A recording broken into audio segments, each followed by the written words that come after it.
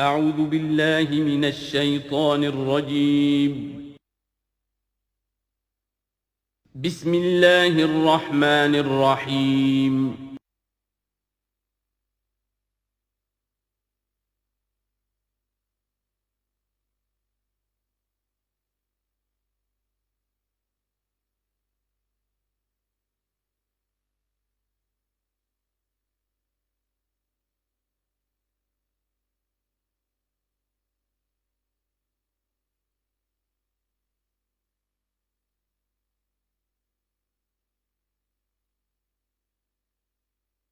اعوذ باللہ من الشیطان الرجیم بسم اللہ الرحمن الرحیم الف لام میم ذالک الکتاب لا ریب فیہ صدق اللہ العظیم۔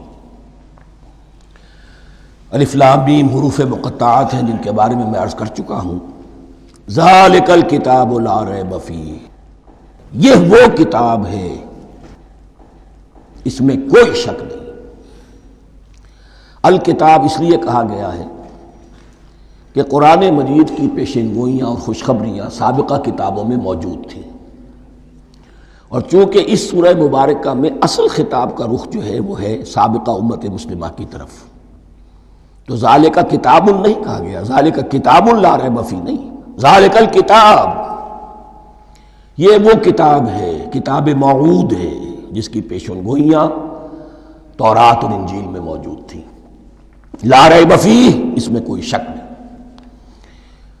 حرف اورا ریب نئے، تبدیل نئے، یہی الفاظ آئے ہیں سورہ سجدہ کے شروع میں بھی، الف لام میم تنزیل الکتاب لا ریب فیہ رب العالمین، لا ریب فیہ من رب العالمین، فیہ ھدی للمتقین۔ فیہ دونوں طرف مل سکتا ہے، لا ریب فیہ اسے معانقہ کہتے ہیں، لا ریب فیہ پڑھیں گے تو ہدن سے شروع کر دیں گے، لا ریب پر ختم کر دیں گے تو فیہ ہدن للمتقین، یہ دونوں معنی درست ہوں گے۔ ہدن للمتقین یہ ہدایت ہے، رہنمائی ہے اہل تقوی میں جو بچنا چاہیں۔ تقوی کا اصل مفہوم سمجھ لیجئے، وقا یقی کسی کو بچانا، تقوی خود بچنا۔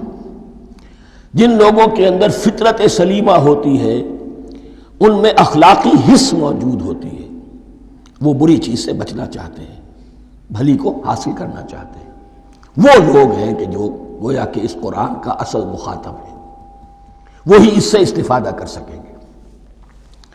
الذین یؤمنون بالغیب، اب ان کے کچھ اوصاف، یہ اصل میں بہت زیادہ واضح ہوتا ہے تعویل خاص کے اعتبار سے کہ دیکھ لو درخت کو اپنے پھل سے پہچانتے ہیں، اس قرآن کے پھل موجود ہیں نا، یہ ابو بکر اور عمر اور عثمان اور علی کون ہیں؟ یہ جو مہاجرین آئے ہیں چل کر، مدینے والوں دیکھو یہ کون ہیں، ان کی شخصیتیں کیا ہیں، ان کا کردار کیا ہے، ان کے اوصاف کیا ہے، یہ کس درخت کے پھل ہیں؟ یہ اس بینہ کے پھل ہیں، یہ اس ذکرہ کے پھل ہیں۔ بینہ رسول من اللہ یتلو صحفا مطہرۃ فیہا کتب قیمہ، یہ اس شجرہ مبارکہ کے پھل ہیں، دیکھ لو ان کے کیا شب و روز ہے۔ الذین یؤمنون بالغیب، جو غیب پر ایمان رکھتے ہیں۔ تعویل عام کے اعتبار سے اس کا بہت اہم مفہوم ہوگا، جو یہ طے کر لے کہ سوائے مادے کی دنیا کے مجھے اس سے آگے جانا ہی نہیں، unless I can verify۔ آپ کو معلوم ہے کہ میٹیریل جو حقائق ہے وہ تو آپ ویریفائی کر سکتے ہیں، آنکھ سے دیکھ سکتے ہیں، کان سے سن سکتے ہیں، ویریفائڈ ہے۔ جو یہ سمجھ لے گا کہ اس کے بیونڈ کچھ نہیں ہے، اس کے لیے قرآن میں کوئی ہدایت نہیں۔ ہدایت قرآنی کا نقطہ آغاز یہ ہے کہ انسان یہ سمجھ لے کہ جو اصل حقیقت ہے وہ مستور ہے، نگاہوں سے چھپی ہوئی ہے، سامنے جو کچھ نظر آ رہا ہے۔ ایک انگلستان کے بہت بڑے فلسفی کی کتاب کا عنوان ہے appearance and reality, reality and appearance, Bradley کی کتاب۔ اپیئرنس جو کچھ نظر آ رہا ہے یہ حقیقت نہیں، حقیقت اس کے پیچھے ہے۔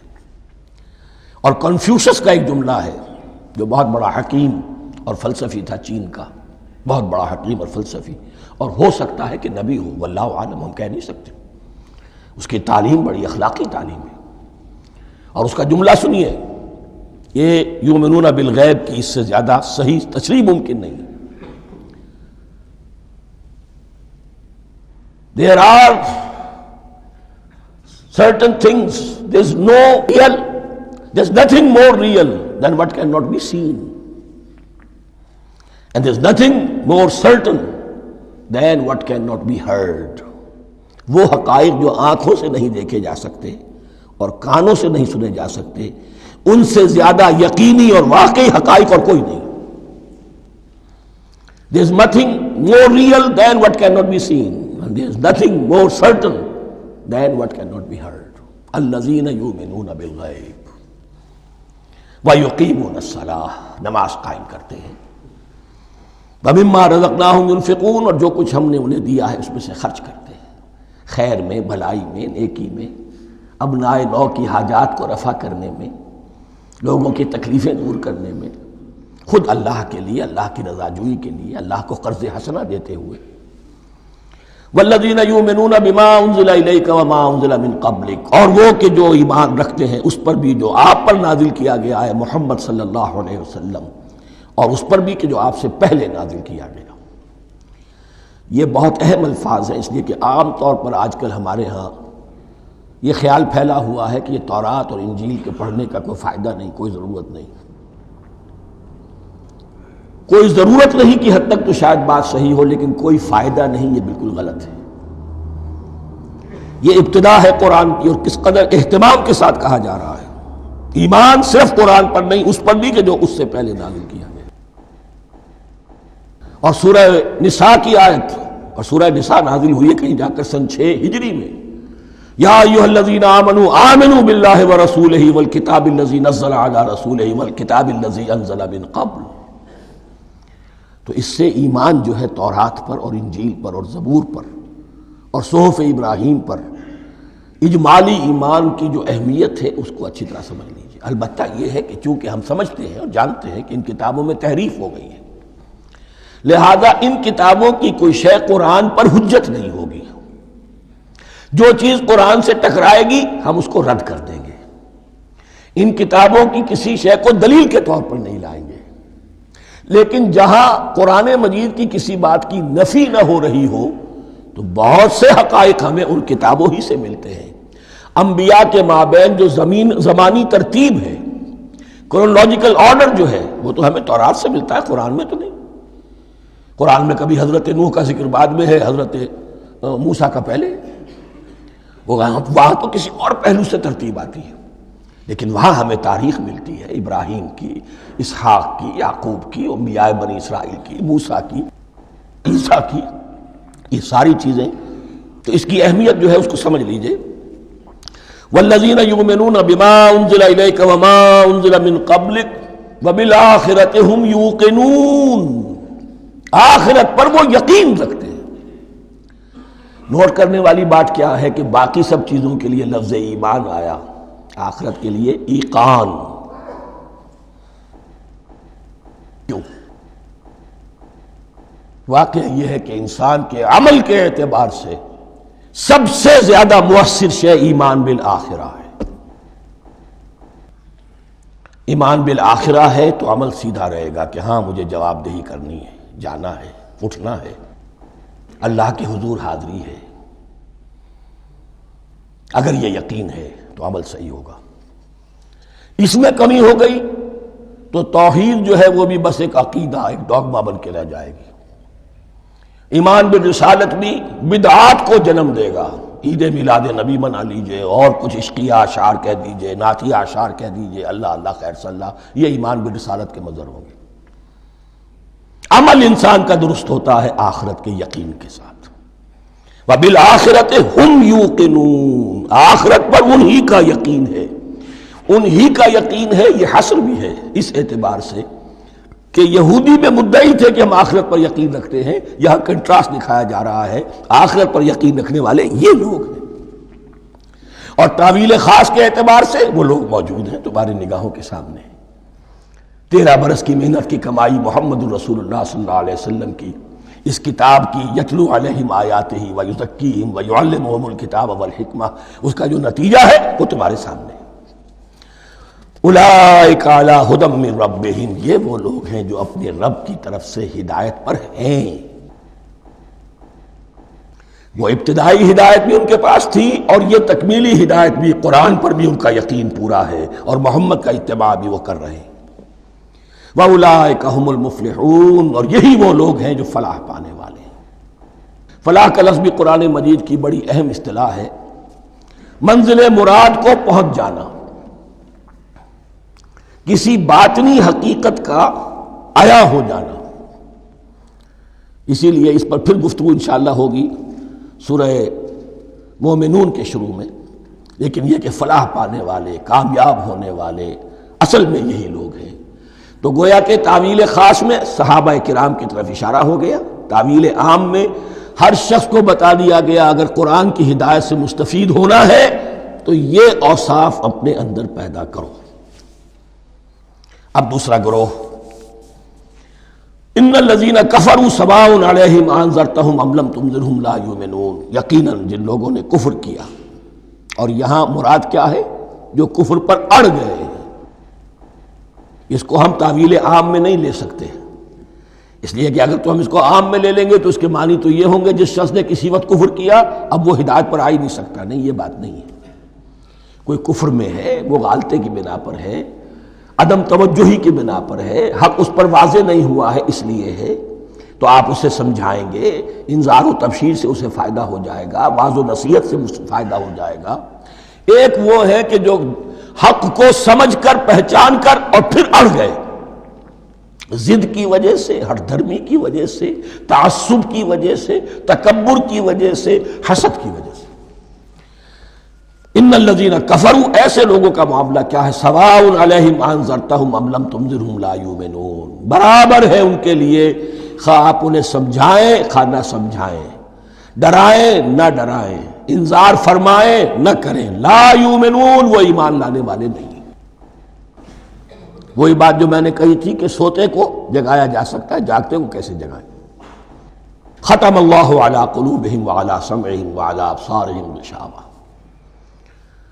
ان کے دلوں پر اللہ نے مہر کر دی ہے۔ کیوں کر دی ہے؟ یہ ابتداء مہر نہیں ہوئی، جب حق کو پہچان کر انہوں نے رد کر دیا، اس کی پاداش میں، اس کی سزا کے طور پر۔ ختم اللہ علی قلوبہم، اللہ نے ان کے دلوں پر مہر کر دی ہے، وعلی سمعہم، اور ان کی سماعت پر بھی، وعلی ابصارہم غشاوہ، اور ان کی آنکھوں کے سامنے پردہ پڑ چکا ہے۔ یہ مضمون سورہ یاسین کے شروع میں پھر آئے گا بہت شر و بست کے ساتھ۔ وَلَهُمْ عَذَابٌ عَظِيمٌ، اور ان کے لیے تو اب بہت بڑا عذاب ہے۔ یہ دوسرا گروہ ہو گیا، ایک رکوع میں دو کو سمیٹ لیا گیا، کل ابھی 7 آیتیں ہوئی ہیں۔ ایک وہ گروہ جس نے قرآن مجید کی دعوت سے صحیح استفادہ کیا، ان میں طلب ہدایت کا مادہ موجود تھا، ان کی فطرتیں سلیم تھیں، ان کے سامنے دعوت آئی، قبول کی، اور قرآن کے بتائے ہوئے راستے پر چلے۔ وہ گلے سرسبد ہیں، وہ شجرہ قرآنی کے نہایت مبارک اور مقدس وہ اس کے پھل ہیں۔ ایک گروہ وہ ہے جس نے حق کو پہچانا لیکن اس کو رد کر دیا اپنے تعصب یا ہٹ درمی کی وجہ سے۔ ان کا ذکر آ گیا بہت اختصار کے ساتھ، اس لیے کہ ان کا ذکر آپ کو بہت تفصیل سے مکی صورتوں میں ملے گا۔ اب آیا تیسرا گروہ، وَمِنَ النَّاسِ، اور لوگوں میں کچھ ایسے بھی ہیں، مَن يَقُولُ آمَنَّا بِاللَّهِ وَبِالْيَوْمِ الْآخِرِ وَمَا هُم بِمُؤْمِنِينَ، جو کہتے تو یہ ہے کہ ہم ایمان رکھتے ہیں اللہ پر بھی اور یوم آخر پر بھی، مگر وہ حقیقت میں مومن نہیں ہے۔ یہاں ایک بات سمجھ لیجئے، اکثر و بیشتر مفسرین نے اس تیسری کیٹیگری کے بارے میں یہی رائے قائم کی ہے کہ یہ منافقین مذکور ہیں یہاں، اگرچہ لفظ منافق یا لفظ نفاق نہیں آیا یہاں، لیکن مولانا امیر احسن اصلاحی صاحب نے ایک رائے ظاہر کی ہے جو بڑی قیمتی ہے۔ وہ یہ کہ یہاں ایک کردار کا نقشہ کھینچ دیا گیا ہے، غور کرنے والے غور کر لیں، دیکھ لیں، جس پر بھی وہ چسپاں ہو جائے۔ اور بالفعل جب یہ آیات نازل ہو رہی تھیں تو دو طبقات پر یہ کردار نگاری جو ہے، یہ جو شخصیت کا ہیولہ کھینچا جا رہا ہے، وہ دو کے اوپر راست آ رہا تھا۔ ایک علماء یہود، وہ بھی کہتے تھے کہ ٹھیک ہے محمد جو کہہ رہے ہیں، ہم بھی اللہ کو مانتے ہیں، آخرت کو بھی مانتے ہیں، اسی لیے یہاں رسالت کا ذکر نہیں ہے۔ بھئی ہم محمد ہی کو نہیں مانتے نا صلی اللہ علیہ وسلم، باقی اگر 1.25 لاکھ نبی آئے ہیں تو باقی 1.25 لاکھ کو تو ہم مانتے ہیں۔ ایک محمد کو نہیں مانا، ایک عیسیٰ کو نہیں مانا، بس۔ تو ہمیں بھی مانا جانا چاہیے کہ ہم بھی مسلمان ہیں۔ ایک یہ ان کی رائے ہے، اور واقعہ یہ ہے کہ یہاں اس طریقے کا تذکرہ ہو رہا ہے کہ جس سے ان کا کردار بھی جھلک رہا ہے، روح سخن ان کی طرف جا رہا ہے۔ مجھے یاد ہے اپنی 10ویں جماعت کے زمانے میں دہلی میں نے دیکھا تھا کیناٹ سرکس، وہاں کا ایک بڑی مارکیٹ ہوتی تھی، تو جوتے کی ایک دکان پہ ایک بہت بڑا جوتا لٹکایا ہوا تھا، بہت بڑا، اور لکھا تھا free to home it fits, جس کے پاؤں میں یہ ٹھیک ٹھیک آ جائے وہ لے جائے اس کو۔ تو یہ free to home it fits ہے، ایک کردار ہے۔ اب یہ کردار جس کے اوپر بھی فٹ بیٹھ جائے، ان میں یقیناً زیادہ تو غلبہ یہی ہے جو مفسرین کی رائے ہے، منافقین کا معاملہ جو ہو رہا ہے، لیکن یہ کردار بعین نہیں فٹ بیٹھ رہا ہے یہود کے علماء پر۔ اور یہ بھی نوٹ کر لیجئے کہ جو مدینہ منورہ میں نفاق کا جو پودا پروان چڑھا ہے، بلکہ پودا نہیں کہنا چاہیے، جھاڑ جھکاڑ جو پروان چڑھا ہے، وہ یہودیوں کے زیر اثر، جیسے جنگل کے اندر بڑے بڑے درخت بھی ہوتے ہیں اور اندر جو ہے نیچے جھاڑیاں بھی ہوتی ہیں، تو یہ نفاق کا جھاڑ جھکاڑ جو ہے وہ یہودی علماء کا جو پودا تھا، اور بہت بڑا تھا، اس میں کوئی شک نہیں، اس کے سائے میں پروان چڑھا ہے۔ ان دونوں میں معنوی ربط بھی ہے۔ وَمِنَ النَّاسِ مَن يَقُولُ آمَنَّا بِاللَّهِ وَبِالْيَوْمِ الْآخِرِ وَمَا هُم بِمُؤْمِنِينَ، اور لوگوں میں سے کچھ ایسے بھی ہیں جو کہتے تو یہ ہے کہ ہم ایمان رکھتے ہیں اللہ پر اور یوم آخر پر، لیکن وہ مومن نہیں ہیں۔ يُخَادِعُونَ اللَّهَ وَالَّذِينَ آمَنُوا وَمَا يَخْدَعُونَ إِلَّا أَنفُسَهُمْ، وہ دھوکہ دینے کی کوشش کر رہے ہیں اللہ کو اور اہل ایمان کو۔ دیکھیں یخادعون جو ہے یہ باب مفاعلہ ہے، باب مفاعلہ میں کشمکش ہوتی ہے، کشاکش ہوتی ہے، لہذا ترجمہ میں نے کیا کوشش کر رہے ہیں۔ وما یخدعون الا انفسهم، یہ ثلاثی مجرد میں آ گیا، اور نہیں دھوکہ دے رہے مگر صرف اپنے آپ کو۔ یہ یقینی ہے اپنے آپ کو تو دھوکہ دے رہے ہو، لیکن یہ کہ اللہ اور اس کے رسول کو اور اللہ اور اہل ایمان کو دھوکہ نہیں دے سکتے۔ سورہ نساء کی آیت نمبر 142 میں یہ کھل کر منافقین کے بارے میں یہی الفاظ آئے ہیں، ان المنافقین یخادعون اللہ وہو خادعہم، یقیناً منافقین جو ہے وہ اللہ کو دھوکہ دینے کی کوشش کر رہے ہیں اور اللہ انہیں دھوکہ دے رہا ہے۔ وما یشعرون، انہیں اس کا شعور نہیں ہے۔ یہ بہت اچھی طرح نوٹ کر لیجئے، منافقین کی بھی اکثریت وہ تھی جنہیں اپنے نفاق کا شعور نہیں تھا، وہ اپنے تئیں سمجھتے تھے اپنے آپ کو مسلمان، وہ کہتے تھے یہ بے وقوف لوگ ہیں، محمد رسول اللہ کے بارے میں کہتے تھے یہ خام خواہ جو ہے انہوں نے لڑائی بھڑائی مول لے لی ہے اہل مکہ کے ساتھ، کیا ضرورت ہے، امن کے ساتھ جو ہے بات کرنی چاہیے۔ وہ سمجھتے تھے کہ ہم خیر خواہ ہیں، ہم بھلی بات کہہ رہے ہیں، یہ بیوقوف لوگ ہیں، دیکھتے نہیں کہ کس سے ٹکرا رہے ہیں، ہاتھ میں اسلحہ نہیں ہے اور لڑائی کے لیے جا رہے ہیں، تو بے وقوف تو یہ ہے۔ لیکن وہ سمجھتے تھے کہ ہم تو بڑے مخلص ہیں، ہم مصلح ہیں، تو ما یشعرون بہت ضروری ہے۔ بعض لوگ منافق ایسے بھی تھے کہ جو اسلام میں داخل ہی ہوتے تھے دھوکہ دینے کی خاطر، اور ان پہ پہلے دن سے واضح ہوتا تھا کہ ہم مسلمان نہیں ہیں، ہم نے اسلام کا لبادہ اوڑھا ہے صرف دھوکے کے لیے۔ اس کا ایک ذکر سورہ آل عمران میں آئے گا، لیکن اکثر و بیشتر منافقین دوسری طرح کے تھے جنہیں اپنے نفاق کا شعور حاصل نہیں تھا۔ فی قلوبہم مرض، ان کے دلوں میں ایک روگ ہے، بیماری ہے۔ یہ روگ اور بیماری کیا ہے؟ ایک لفظ میں اس کو تعبیر کیا جائے، کردار کی کمزوری، ویکنس آف کیریکٹر۔ ایک شخص وہ ہوتا ہے کہ جو سمجھتا ہے یہ حق ہے، ہر سے بعد آباد، اب جو ہو سو ہو۔ ایک حق کو حق پہچان کر رد کر دیتا ہے، وہ کافر ہو گیا۔ ایک حق کو حق پہچان کر آیا تو صحیح، لیکن ویکنس آف کیریکٹر کی وجہ سے قوت ارادی کمزور ہے، آخرت بھی چاہتے ہیں، دنیا کو بھی ہاتھ سے دینے کو تیار نہیں، یہاں کا بھی کوئی نقصان نہ ہو اور آخرت کا بھی سارا بھلا ہمیں مل جائے۔ یہ وہ لوگ ہیں در حقیقت کہ اس کو کہا روگ۔ فی قلوبہم مرض فزادہم اللہ مرضا، تو اللہ نے ان کے مرض میں اضافہ کر دیا۔ یہ اللہ کی سنت ہے، آپ حق پر چلنا چاہیں حق کا راستہ آپ کے لیے آسان کر دے گا، آپ برائی کی طرف جانا چاہیں بڑی سے بڑی برائی آپ کے لیے ہلکی ہوتی چلی جائے گی۔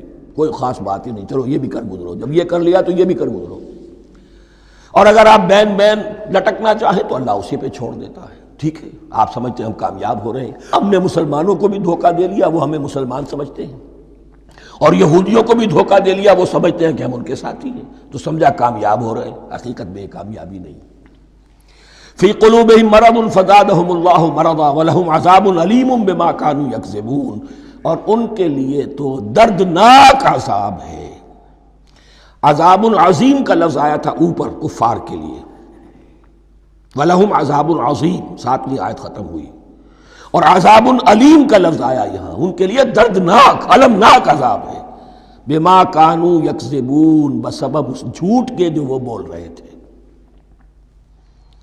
وَإِذَا قِيلَ لَهُمْ لَا تُفْسِدُوا فِي الْأَرْضِ، اور جب ان سے کہا جاتا تھا مت فساد کرو زمین میں، مراد کیا ہے اس سے؟ کہ جب محمد کو مان لیا کہ اللہ کے رسول ہیں، اب ٹھیک ٹھیک پیروی کرو، ان کے پیچھے چلو، ان کا حکم ہے تو جنگ کے لیے نکلو، ان کی طرف سے تقاضا آتا ہے مال پیش کرو، اور اگر تم اس سے کتراتے ہو تو فساد مچا رہے ہیں، جماعتی زندگی کے اندر فتنہ اور فساد پیدا کر رہے ہیں۔ وَإِذَا قِيلَ لَهُمْ لَا تُفْسِدُوا فِي الْأَرْضِ قَالُوا إِنَّمَا نَحْنُ مُصْلِحُونَ، وہ کہتے تھے نہیں ہم تو صلح کرانے والے ہیں، اصلاح کرنے والے ہیں، ہم چاہتے ہیں لڑنا بھیڑنا کوئی اچھی بات نہیں ہے، ٹکراؤ تصادم یہ کوئی اچھے کام تھوڑا ہی ہے، بس ٹھنڈے ٹھنڈے دعوت دیتے رہو، جو چاہے قبول کر لے، جو چاہے رد کر دے، خام خواہ یہ ٹکرانا اور یہ جنگ کرنا اور اللہ کے دین کو غالب کرنے کے لیے یہ قربانی دو اور یہ مصیبت جھیلو اور یہ مشقت برداشت کرو اور یہ چیز چھوڑو اور یہ ترک کرو، یہ کاہے کے لیے؟ وَإِذَا قِيلَ لَهُمْ لَا تُفْسِدُوا فِي الْأَرْضِ قَالُوا إِنَّمَا نَحْنُ مُصْلِحُونَ أَلَا إِنَّهُمْ هُمُ الْمُفْسِدُونَ وَلَٰكِن لَا يَشْعُرُونَ، آگاہ ہو جاؤ کہ وہی ہے مفسد، فساد پھیلانے والے، اس لیے کہ محمد رسول اللہ کی دعوت ہے زمین میں اصلاح کے لیے، اس اصلاح کے لیے کچھ آپریشن کرنا پڑے گا، مریض اس درجے کو پہنچ چکا ہے کہ آپریشن کے بغیر اس کی شفا نہیں ہوگی، اب اگر تم اس کے راستے میں رکاوٹ بنتے ہو تو در حقیقت تم فساد مچا رہے ہو، لیکن تمہیں اس کا شعور نہیں ہے۔ الا انہم ہم المفسدون ولکن لا یشعرون، پھر دیکھیے نوٹ کیجئے، شعور نہیں ہے، شعوری نفاق اور شے ہے، غیر شعوری نفاق ہے کہ جس کا یہ سارا تذکرہ ہو رہا ہے۔ وَإِذَا قِيلَ لَهُمْ آمِنُوا كَمَا آمَنَ النَّاسُ، اور جب ان سے کہا جاتا ہے ایمان لاؤ جیسے دوسرے لوگ ایمان لائے ہیں، آخر دیکھو دوسرے یہ اہل ایمان ہیں، جب بلاوا آتا ہے فوراً لبیک حاضر ہوتے ہیں، جو بھی ہو، یہ تم جو ہے آخر تم نے اور روش اختیار کی۔ وَإِذَا قِيلَ لَهُمْ آمِنُوا كَمَا آمَنَ النَّاسُ قَالُوا أَنُؤْمِنُ كَمَا آمَنَ السُّفَهَاءُ، وہ کہتے ہیں کہ کیا ہم ایمان لائے جیسے یہ بے وقوف لوگ ایمان لائے، انہیں تو اپنے نفع کی فکر، نہ نقصان کی فکر، نہ خطرات کا کوئی خیال، نہ اندیشوں کا کوئی گمان، جان جائے مال جائے، اولاد کو چھوڑ دیں، گھر بار چھوڑ کے آ گئے ہیں، ان سے بڑے بے وقوف کون ہوں گے؟ بال بچے چھوڑ آئے ہیں کفار مکہ کے رحم و کرم پر، سرداران قریش جو چاہے ان کے ساتھ کریں، تو یہ تو بے وقوف لوگ ہیں۔ آج کل آپ کہتے ہیں ایسے ہی لوگوں کو فینیٹکس ہیں، یہ فینیٹکس ہیں، دیکھ بھال کر چلنا چاہیے، دائیں بائیں دیکھ کر چلنا چاہیے، نفع نقصان کا خیال کر کے چلنا چاہیے، چاہے حق ہے ٹھیک ہے، لیکن بہرحال اپنی مصلحتوں کو بھی اور اپنی اہل و عیال کی مصلحتوں کو بھی دیکھنا چاہیے۔ یہ لوگ تو معلوم ہوتا ہے کہ بالکل دیوانے ہو گئے، فینیٹکس ہو گئے۔ وَإِذَا قِيلَ لَهُمْ آمِنُوا كَمَا آمَنَ النَّاسُ قَالُوا أَنُؤْمِنُ كَمَا آمَنَ السُّفَهَاءُ أَلَا إِنَّهُمْ هُمُ السُّفَهَاءُ وَلَٰكِن لَا يَعْلَمُونَ، آگاہ ہو جاؤ کہ وہی بے وقوف ہیں لیکن انہیں علم نہیں ہے، وہ صادق الایمان جو ایمان کی ہر تقاضے کو پورا کرنے کے لیے ہر وقت حاضر ہیں، ان سے بڑا عقل مند کوئی نہیں، ان سے بڑا سمجھدار کوئی نہیں، انہوں نے یہ جان لیا ہے کہ اصل زندگی آخرت کی زندگی ہے، یہ نہیں ہے، یہ تو عارضی ہے، کل نہیں آج ختم ہو جائے، آج نہیں ابھی ختم ہو جائے، کیا فرق پڑے گا، جانا تو ہے، اب نہیں تو کل، کل نہیں تو پرسوں، جانا تو ہے، تو عقل تو ان کے اندر ہے۔ الا انہم هم السفہاء ولکن لا یعلمون واذا لقوا الذین آمنوا قالوا آمنا، اور جب یہ ملتے ہیں ان سے جو اہل ایمان ہیں تو کہتے ہیں ہم بھی ایمان رکھتے ہیں۔ اب یہ ان دونوں پر آئے گا۔ عام جو یہودی تھے وہ بھی کہتے تھے کہ ہم بھی تو آخر اللہ کو مانتے ہیں، آخرت کو مانتے ہیں، اور منافق تو تھے ہی جو رسول کو بھی مانتے تھے۔ وَإِذَا خَلَوْا إِلَىٰ شَيَاطِینِهِمْ، اور جب یہ اپنے شیطانوں کے پاس خلوت میں ہوتے ہیں، اور یہاں شیاطین سے مراد ہیں اہل کتاب یہود کے علماء، ان کے سردار، یا عبداللہ ابن ابی جو منافقین مدینہ کا سردار تھا۔ اگر وہ کبھی ملامت کرتا تھا، دیکھو تم تو معلوم ہوتا ہے بالکل مسلمانوں میں شامل ہی ہو گئے پوری طرح سے، تمہیں کیا ہو گیا، تم ہر بات مان رہے ہو۔ اب انہیں یہ کچھ نہ کچھ اپنی وفاداری کا یقین دلانے کے لیے کہنا پڑتا تھا، نہیں ہم انہیں بیوقوف بنا رہے ہیں، ہم ان سے ذرا تمسخر کر رہے ہیں، ہم ہیں آپ کے ساتھ ہی، آپ فکر نہ کریں۔ اسی لیے یہ دو منہ ہونا، نفق کہتے ہیں سرنگ کو جس کے دو دروازے ہوتے ہیں، باقی زیر زمین ہے۔ نافقہ گوہ کا بل ہے کہ دو دروازے رکھتا ہے، دو اس کے منہ رکھتا ہے کہ ادھر سے اگر کتا داخل ہو جائے شکار کے لیے تو ادھر سے نکل بھاگے، ادھر سے آئے تو ادھر سے نکل بھاگے۔ تو دو منہ انسان، یہ در حقیقت جس کو پھر سورہ نساء میں کہا گیا لا الہ ہؤلاء ولا الہ ہؤلاء، نہ ادھر کے ہیں نہ ادھر کے، مذبذبین بین ذالک، اس کے درمیان مذبذب ہو کر رہ گئے۔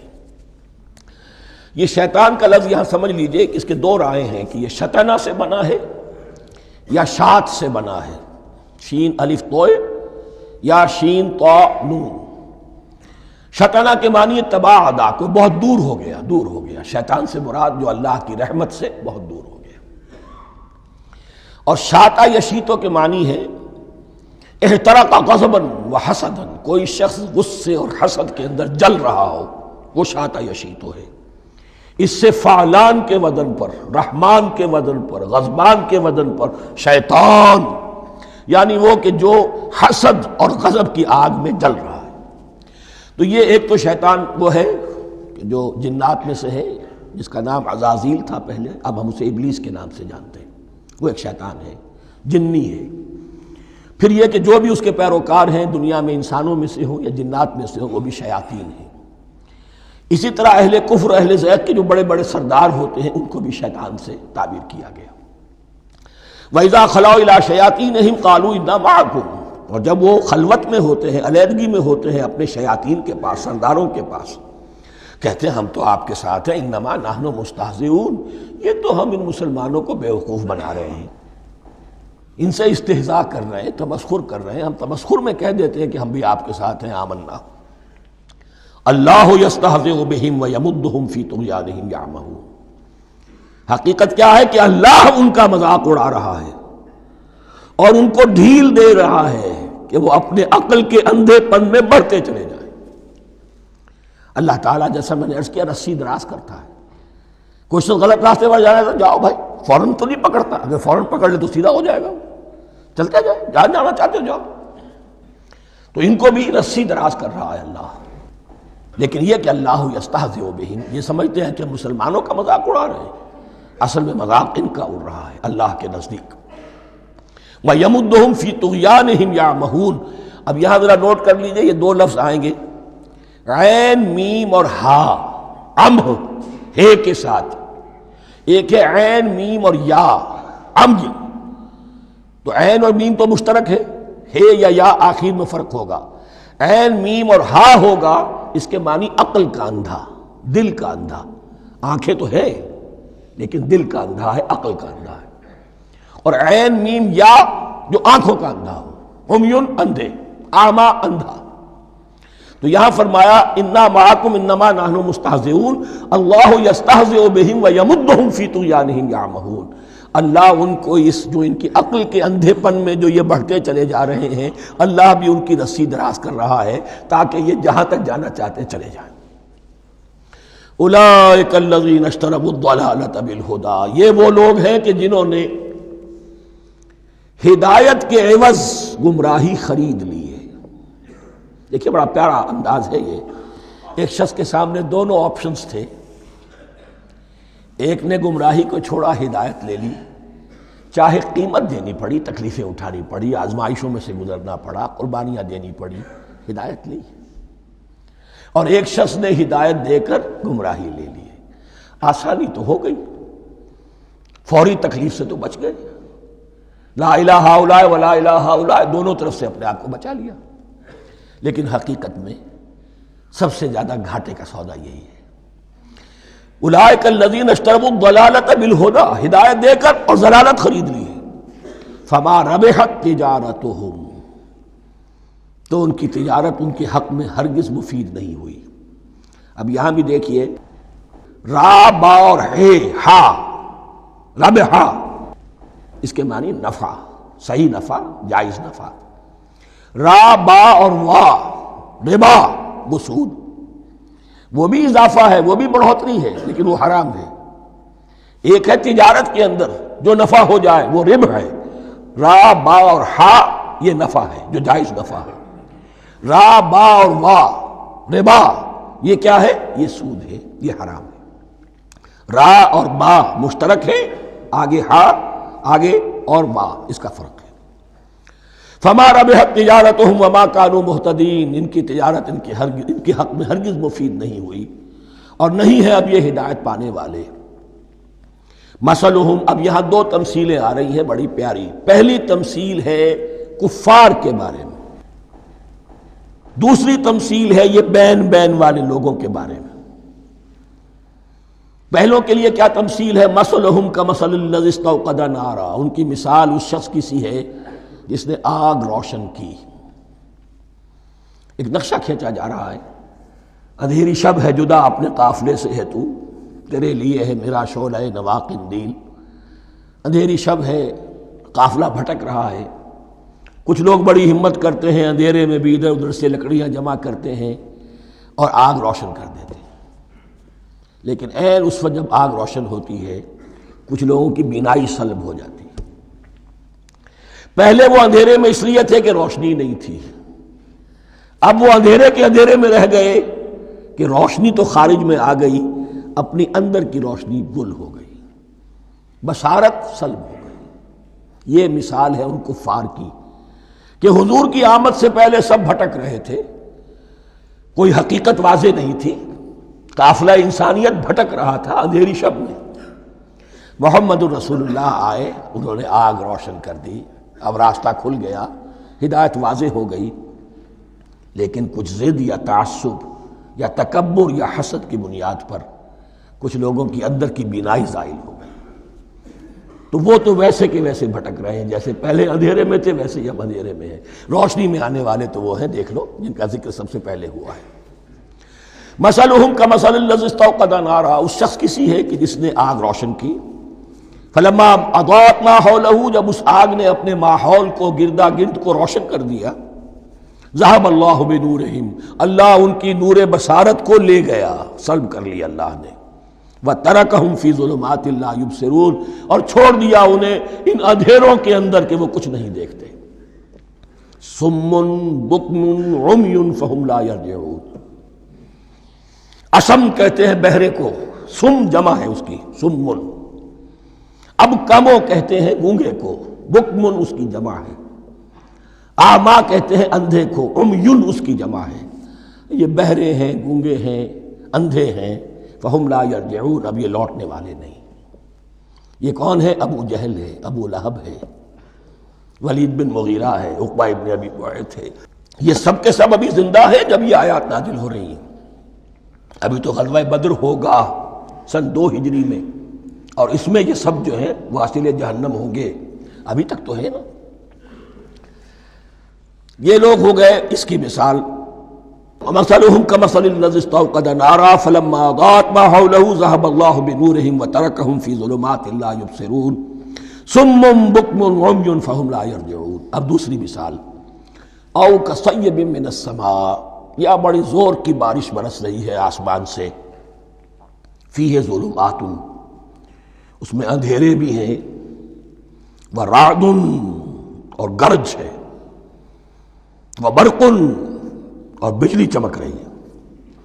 یجعلون اصابعهم فی آذانہم من الصواعق حذر الموت، کچھ لوگ ہیں کہ جو اپنی انگلیاں اپنے کانوں کے اندر ٹھوسے ہوئے ہیں کہ وہ جو کڑک ہے اس سے ان کی جانیں نہ نکل جائیں، موت نہ آ جائے۔ کڑکا ایسا ہے کہ اس کڑکے سے بچنے کے لیے اپنی انگلیاں اپنی کانوں میں ٹھوس رکھی ہیں، حذر الموت، موت کے خوف سے۔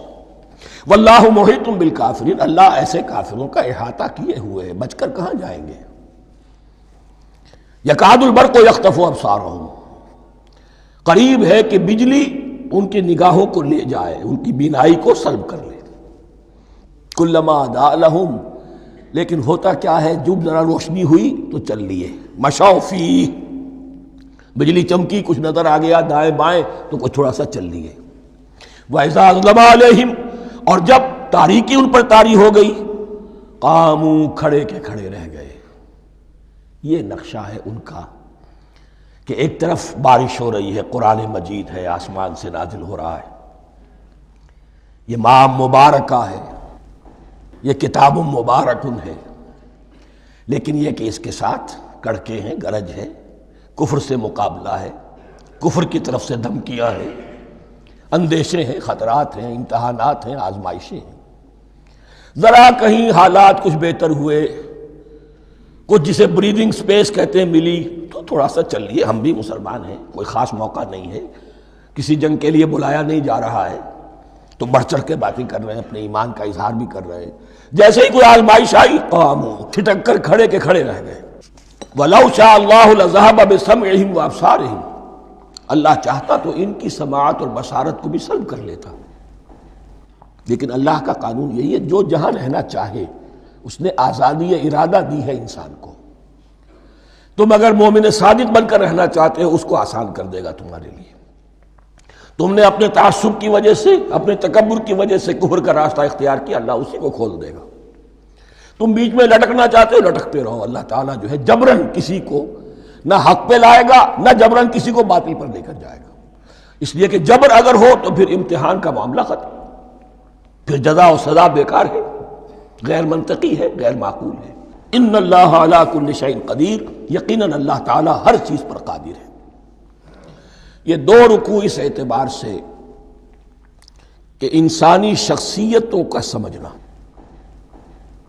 اور جیسا کہ میں نے عرض کیا، تعویل عام ذہن میں رکھیے، جب بھی کبھی کوئی دعوت حق اٹھے گی، اگر وہ واقعتاً کل کے کل حق کی دعوت ہے اور اس میں انقلابی رنگ ہے کہ باطل سے پنجہ آزمائی کرنی ہے، باطل کو نیچا دکھانا ہے، حق کا غلبہ کرنا ہے، تو یہ تین قسم کے افراد لازماً ہمیشہ وجود میں آ جائیں گے۔ ان کو پہچاننا، ان کے کردار کی جو اصل جو اس کے پیچھے پس منظر ہے، اس کو جاننا بہت ضروری ہے۔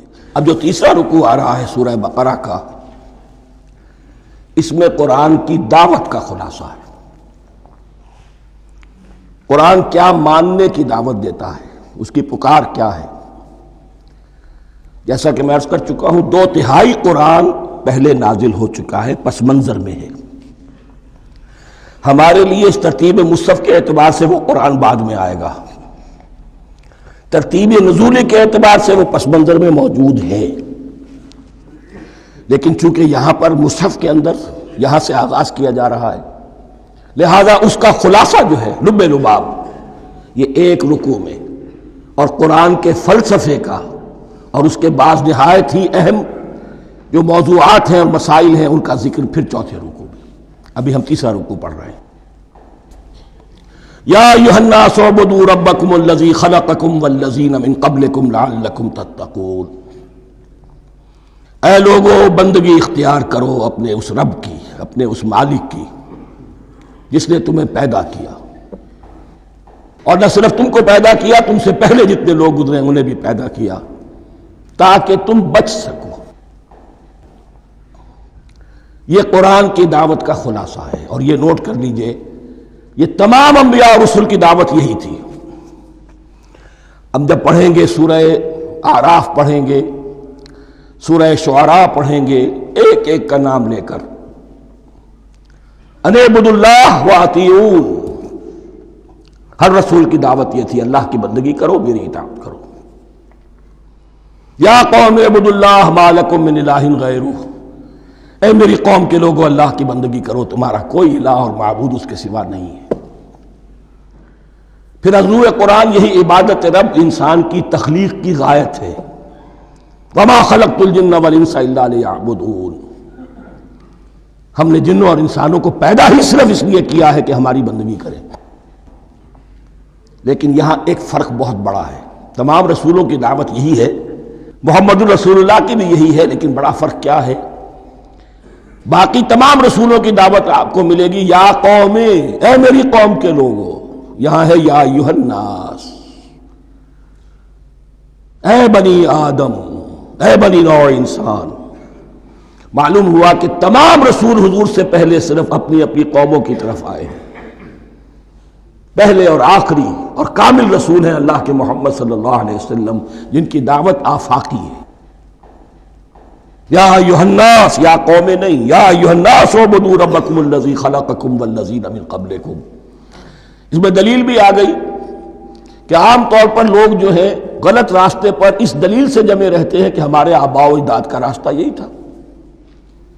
تو بھائی جیسے تم مخلوق ہو ایسے وہ بھی تو مخلوق تھے، جیسے تم خطا کر سکتے ہو وہ بھی تو خطا کر سکتے تھے۔ لہذا یہ نہ دیکھو کہ آباء و اجداد کا راستہ کیا تھا، دیکھو یہ کہ حق کیا ہے، لعلکم تتقون، تاکہ تم بچ جاؤ، دنیا میں افراط و تفریط کے دھکوں سے بچ جاؤ گے، آخرت میں اللہ کے عذاب سے بچ جاؤ گے۔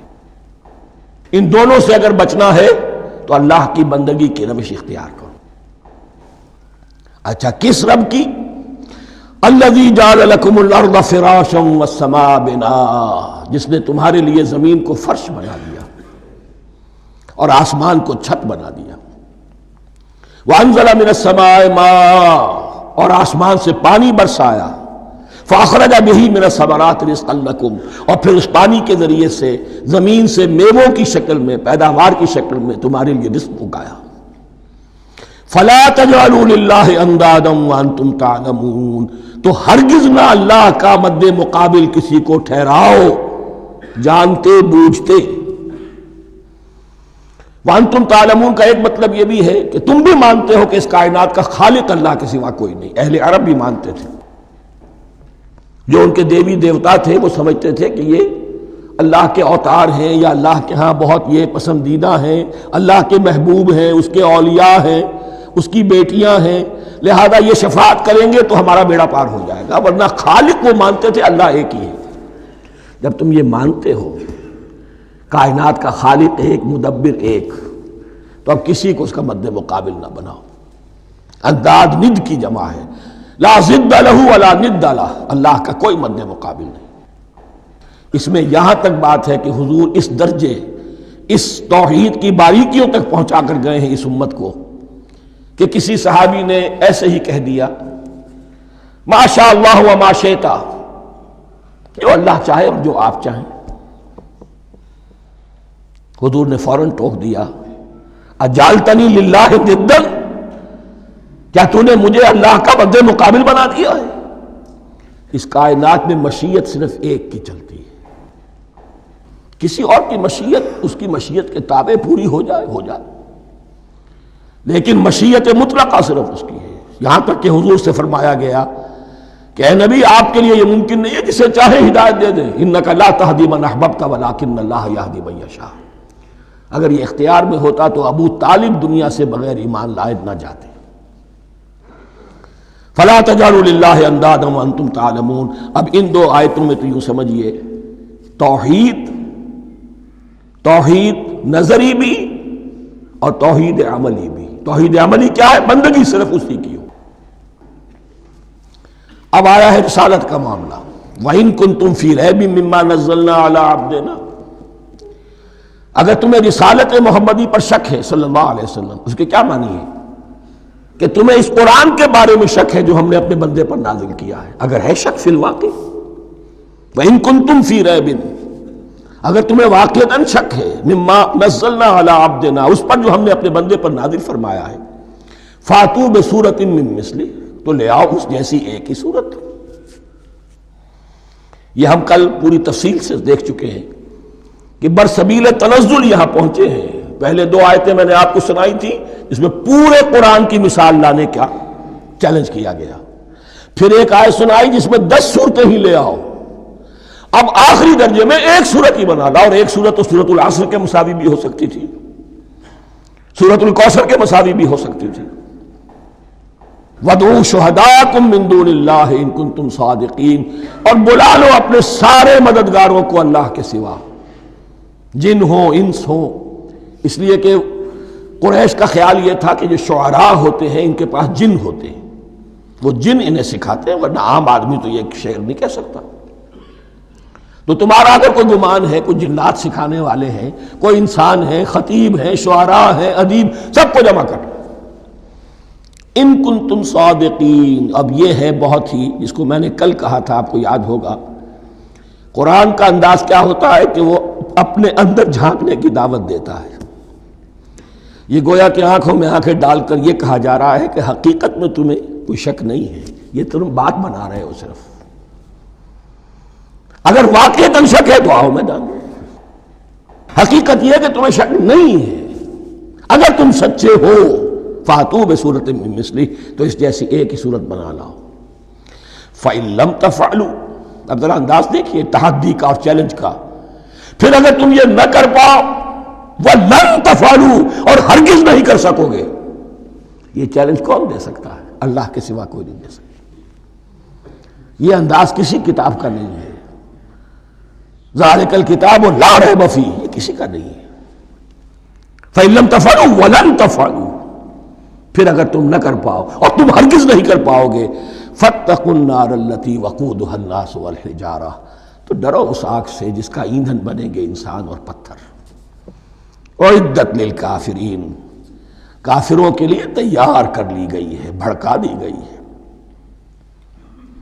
پتھروں کا ذکر خاص طور پر کیوں ہے؟ 2 اس کے امکانات ہیں. آپ کو معلوم ہے کہ وہ جو پتھر کا کوئلہ ہوتا ہے اس کی آگ بڑی سخت ہوتی تھی, عام جو ہمارا یہ لکڑی کا کوئلہ ہوتا ہے اس کے مقابلے میں. اور دوسرے یہ بھی کہ چونکہ انہوں نے جو معبود تراش رکھے تھے وہ پتھر کے ہوتے تھے, تمہارے ساتھ ہی تمہارے ان معبودوں کو بھی جھونکا جائے گا اور وہ بھی جلیں گے, تاکہ تمہاری حسرت کے اندر اضافہ ہو. ان سے ہم دعائیں مانگا کرتے تھے, ان کے سامنے ماتھے ٹیکتے تھے, ان کے سامنے ڈنڈوت کرتے تھے, ان کو چڑھاوے چڑھاتے تھے. اب یہاں گویا کہ ایمان باللہ توحید, ایمان بالرسالت اور ایمان بالآخرت. فاتقوا النار التي وقودها الناس والحجارة اعدت للكافرين وبشر الذين آمنوا وعملوا الصالحات, اور بشارت دے دیجئے اے نبی ان لوگوں کو کہ جو ایمان لائے اور جنہوں نے نیک عمل کیے, ان لهم جنات تجری من تحتها الانہار, کہ ان کے لیے وہ باغات ہیں کہ جن کے دامن میں ندیاں بہتی ہوں گی. لفظی ترجمہ ہوگا جن کے نیچے ندیاں بہتی ہوں گی. مراد اس سے کیا ہے؟ عام فطری باغ وہ ہوتے تھے کہ جس میں ذرا اونچائی پر جو ہے درخت لگے ہوئے ہیں اور دامن میں ندی بہ رہی ہے, تو اس سے خود بخود جو ہے وہ اریگیشن, نیچرل اریگیشن ہو رہی ہے, درختوں کے جڑوں تک پانی پہنچ رہا ہے. بہرحال ترجمہ آپ لفظی کریں, ان کے نیچے ندیاں بہتی ہوں گی, یا یہ کہ جن کے دامن میں ندیاں بہتی ہوں گی. کلما رزقوا منہا من ثمرۃ رزقا, جب بھی کبھی انہیں دیا جائے گا کوئی پھل رزق کے طور پر کھانے کے لیے جنت میں, قالوا ھذا الذی رزقنا من قبل, وہ کہیں گے یہ تو وہی شے ہے جو ہمیں پہلے بھی ملتی تھی. اس کا ایک مفہوم یہ ہے, یہ جو نزل ہے ابتدائی جو ہے دعوت ہے, ابتدائی ضیافت جو ہوگی اس میں وہی چیزیں کہ جو معروف ہے, جانی پہچانی ہے. یہ رمان, یہ دیکھیے یہ انار آ رہا ہے خوبصورت, یہ انگور ہے خوبصورت, یہ نخیل ہے, یہ نخل ہے, یہ رطب ہے, لیکن ذائقے کے کوئی نسبت و تناسب بھی نہیں ہوگا. وہ کہیں گے یہ وہی شے ہے جو ہمیں پہلے ملتی تھی. وَأُتُوا بِهِ مُتَشَابِهًا, مشابہ تو ہوگی وہ, لیکن ان کے ذائقے میں زمین و آسمان کا فرق ہوگا. اور ایک یہ بھی مفہوم لیا گیا کہ آخرت میں جنت میں بھی وہی میوے ملتے رہیں گے, لیکن ان کا ذائقہ بدلتا رہے گا. شکل وہ ہوگی لیکن ذائقہ وہی رہے گا کہ جس سے انسان کی بھی طبیعت بھر جاتی ہے ایک ہی شے کو کھاتے ہوئے. وَلَهُمْ فِيهَا أَزْوَاجٌ مُطَهَّرَةٌ, اور ان کے لیے ہوں گے اس میں بہت ہی پاک باز, نہایت پاک کی ہوئی بیویاں ہوں گی. ازواج مطہرۃ وہم فیہا خالدون، اور اس میں رہیں گے ہمیشہ ہمیشہ۔ یہ تو تین جو اصول ہیں دین کے دعوت ایمان، توحید اور رسالت اور معاد، ایمان باللہ، ایمان بالرسول، ایمان بالآخرہ۔ اب ذرا کچھ ضمنی مسائل ہیں کہ جو بعض کفار کی طرف سے، بعض معتزلین کی طرف سے پیش ہوتے تھے، وہ کبھی بھی اس چیلنج کا مقابلہ تو نہ کر سکے، میدان میں تو نہ آ سکے۔ یہ بالکل ایسی بات ہے جیسے کسی مصور کی تصویر پر اعتراض کرنے والے تو بہت تھے۔ جب کہا گیا کہ ذرا یہ لیجئے قلم، اس کو ٹھیک کر دیجئے، یہ برش آپ کے ہاتھ میں دیتا ہوں، اب سب پیچھے ہٹ گئے۔ تو کوئی صورت قرآن کے مقابلے میں لانا وہ تو ان کے لیے ممکن نہیں تھی، لیکن ادھر ادھر سے اعتراضات کرنے کے لیے جو زبانیں کھلتی تھی ان میں سے ایک اعتراض نقل کیا جا رہا ہے۔ وہ یہ تھا کہ وہ کہتے تھے کہ قرآن مجید میں مکھی کی تشبیہ آئی ہے، یہ تو بڑی حقیر سی شے ہے، اعلیٰ کلام ہو اور اعلیٰ متکلم ہو، وہ ایسی حقیر چیزوں کا تذکرہ نہیں کرتا۔ بیت العنکبوت، مکڑی کا بھی ذکر ہے قرآن میں، اتنی حقیر شے کا، یہ کوئی اعلیٰ کلام نہیں۔ اس کا جواب دیا جا رہا ہے کہ اصل میں کہیں تشبیہ بیان کرنی ہے، تمثیل بیان کرنی ہے، تو دیکھنا یہ کہ جس شے کے لیے تشبیہ دی جا رہی ہے اس کی مناسبت والی شے ہو۔ شے کوئی بہت حقیر ہے تو کسی عظمت والی شے سے آخر کیسے تشبیہ دی جائے گی؟ وہ تو کسی حقیر شے سے ہی تشبیہ دی جائے گی، تو جو اصل مقصد ہے تشبیہ کا وہ پورا ہوگا۔ ان اللہ لا یستحیی ان یضرب مثلا ما بعوضۃ فما فوقہا، اللہ تعالیٰ کو تو اس میں کوئی جھجک نہیں ہے، کوئی شرم نہیں ہے کہ وہ مچھر کی مثال بیان کرے، تو اس سے اوپر، اب یا فوقہا میں دونوں معنی ہو جائیں گے، یعنی کمتر اور حقیر ہونے میں اس سے بھی بڑھ کر، یا یہ کہ اس سے اوپر کی کوئی شے، اس کی مثال دینے میں اللہ کو کوئی جھجک نہیں، اس لیے کہ مکھی بھی بہرحال مچھر سے تو ذرا بڑی شے ہے۔ اس معنی میں بھی ہو سکتا ہے فوقہا، اور فوقہا اس معنی میں بھی کہ اس سے بھی حقیر ہونے میں اس سے بھی بڑھ کر۔ فَأَمَّا الَّذِينَ آمَنُوا فَيَعْلَمُونَ أَنَّهُ الْحَقُّ مِن رَّبِّهِمْ، تو جو لوگ صاحب ایمان ہیں وہ جان لیتے ہیں کہ یہ حق ہے ہمارے رب کی طرف سے۔ وَأَمَّا الَّذِينَ كَفَرُوا، اور جنہوں نے کفر کیا ہے، فَيَقُولُونَ مَاذَا أَرَادَ اللَّهُ بِهَذَا مَثَلًا، یہ کیا مثال اللہ نے دی، کیا ارادہ ہوا اللہ کا اس مثال کے ذریعے سے، ناک منہ چڑھا رہے ہیں، اعتراض کر رہے ہیں۔ اب جو آ رہا ہے اگلا جملہ وہ ہے بہت اہم، یضل بہ کثیرا ویہدی بہ کثیرا، اسی کے ذریعے سے اللہ بہتوں کو ہدایت دیتا ہے اور اسی کے ذریعے سے بہتوں کو گمراہ کرتا۔ معلوم ہوا کہ ہدایت اور گمراہی اور ہدایت اور ضلالت انسان کی سبجیکٹو کنڈیشن کے اوپر دار و مدار ہے اس کا۔ آپ کے دل میں خیر ہے، بھلائی ہے، نیت صحیح ہے، طلب ہدایت، طلب علم، اس میں آپ سچے ہیں، آپ کو ہدایت مل جائے گی۔ دل میں زیغ ہے، کجی ہے، نیت میں ٹیڑھ ہے، فساد ہے، تو اسی کے ذریعے سے اللہ آپ کی گمراہی میں اضافہ کر دے گا۔ یضل بہ کثیرا ویہدی بہ کثیرا، لیکن اللہ کا یہ کسی کو ہدایت دینا اور کسی کو ضلالت دینا علل ٹپ نہیں ہے، کسی قاعدے اور قانون کے بغیر نہیں ہے۔ وما یضل بہ الا الفاسقین، نہیں گمراہ کرتا وہ اس کے ذریعے سے مگر صرف سرکش لوگوں کو، جن میں سرکشی ہے، تعلی ہے، تکبر ہے، اور ان کے اوصاف کیا ہے؟ الذین ینقضون عہد اللہ من بعد میثاقہ، جو توڑ دیتے ہیں اللہ کے ساتھ کیے ہوئے عہد کو، اور سب سے بڑا عہد یہ سورہ اعراف میں چل کر آئے گا، عہد الست۔ عالم ارواح میں ہم عہد الست کر کے آئے، الست بربکم قالوا بلا، کیا میں ہی نہیں ہوں تمہارا رب؟ تمام ارواح نے، میں بھی تھا، آپ بھی تھے، سب تھے، کل انسان، جتنے انسان دنیا میں آج تک آ چکے ہیں وہ بھی تھے، اور جو آنے ہیں ابھی قیامت تک وہ بھی تھے، لیکن تھے صرف ارواح کی شکل میں، جسم نہیں تھے۔ اور یہ میں آپ کو بتا چکا ہوں، مکمل وجود ہے انسان کا روحانی وجود۔ اولاً تخلیق اس کی ہوئی تھی، اسی سے آگے چل کر ایک بہت فلسفے کا بہت گہرا مضمون آ رہا ہے آگے چل کر۔ وہ جو عہد الست بربکم قالوا بلا، انہوں نے اس عہد کو توڑا، اللہ کو اپنا مالک اور خالق اور اپنا حاکم جاننے کی بجائے خود حاکم بن کر بیٹھ گئے۔ الیس لی ملک مصر، کیا مصر کی بادشاہی میری نہیں ہے؟ I am the sovereign.